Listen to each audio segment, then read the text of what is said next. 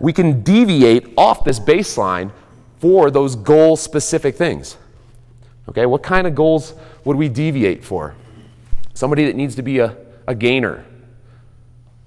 Okay, maybe they can't compete at the level that they want to right now because they're not able to move weight because of their size.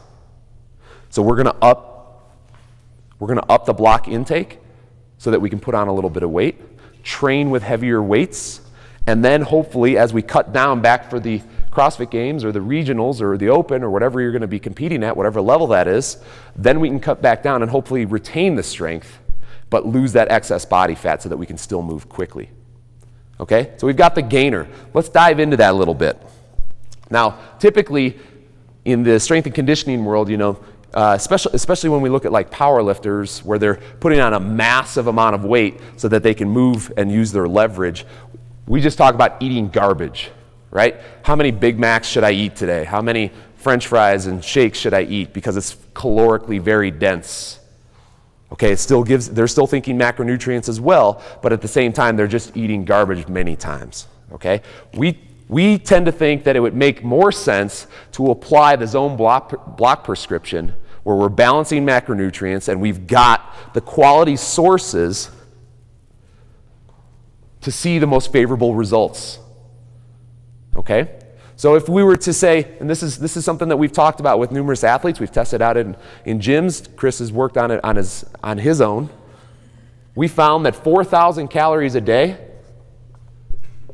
is a great place to start to increase that body weight. Now this is going to change per person, obviously, but if we've got somebody that's trying to put on 10 to 15 pounds, that's a lot of weight. It's a lot of weight, and this is a lot of calories. How many? Roughly 49 blocks.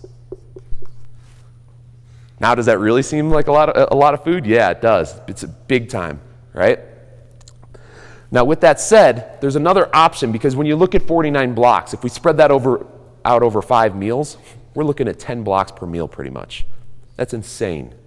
It's insane, okay? So what we can do is we can pick the most calorically dense macronutrient of the 3, protein, carbs, and fat. What's that going to be? Fat, absolutely. There's 9 calories per gram. So we can choose to intake a little bit more of the most calorically dense of those 3, which is fat. And we can say, okay, let's make this manageable. Let's do 30 blocks. Okay, that divides easily into 6 blocks per meal.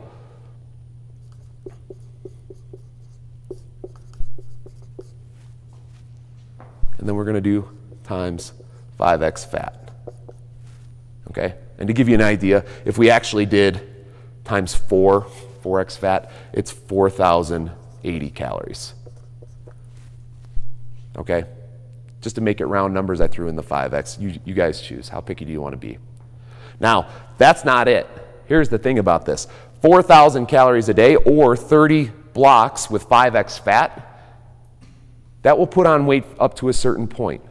Now, if your hard gainer does not reach the goal weight that he or she has set, we need to readdress. When they plateau, when they hit that point where it's like, oh crap, you know, I'm still 5 pounds shy and I've been at that 5 pounds shy for 2 weeks now, I obviously need to change that a little bit more.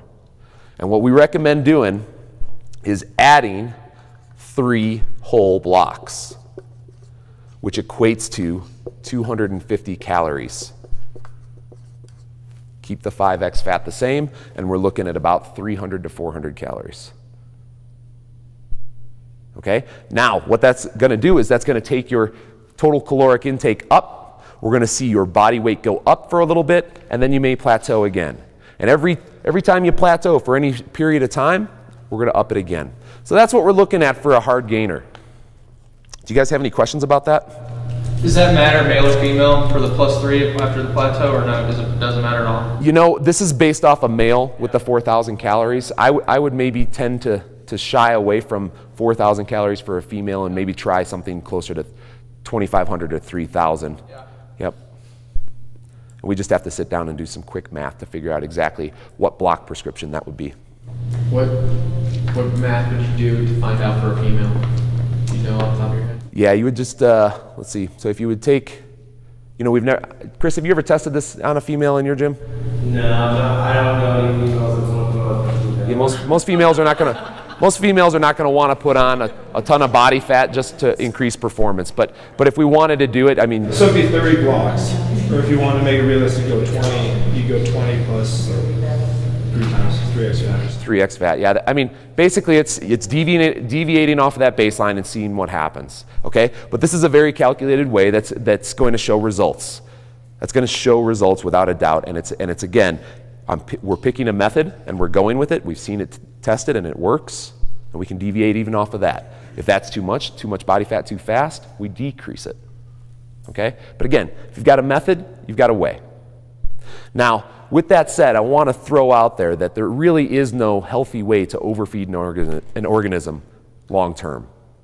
This is not healthy. Okay, and it's really worth making your athlete know that, so that when they're happy at this body weight that's very excessive, they need to realize that, hey guys, this is not something you want to do for a long period of time. This is for your training specific goals.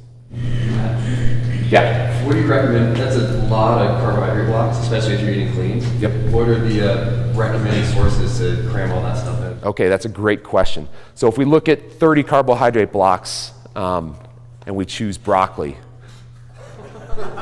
you are going to turn into a salad shooter. That's all there is to it, okay? A food processor is what you're going to turn into. And we don't want that to happen. So the things that I've seen work the best is stuff like sweet potatoes, more starchy foods, okay? And really, I mean, that's a great source of carbohydrate to form glycogen. So I mean, what we're looking at is a very dense source of carbohydrate and also a fairly good choice. Like squash, absolutely. Stuff like that. Chris? Yeah, it's one thing, I think Matt said it, is when there's no healthy way to overfeed. One thing I noticed, and I think this is something you guys have to accept for your athletes that want to do this is a ton of omega-6s, it's still a lot of carbs. You're going to get puffy, you're going to get stiff, you're going to get sore, it's going to suck. Like, there's a point in time where it's going to suck, but just like Matt said, work out, try to get a couple pounds over where you want to be, then you start to dial things back in, you're still going to have to support it, but that stiffness and all that crap goes away. So you have to accept some form of not so ideal. Right, and with that increased level of omega-6 that we're taking in every single day, an easy way to decrease some of the symptoms of being pro-inflammatory, of having such a pro-inflammatory diet, obviously we can up our level of fish oil, okay, and try to balance that out as much as possible. But again, you can overdo fish oil. We've all experienced that at some degree.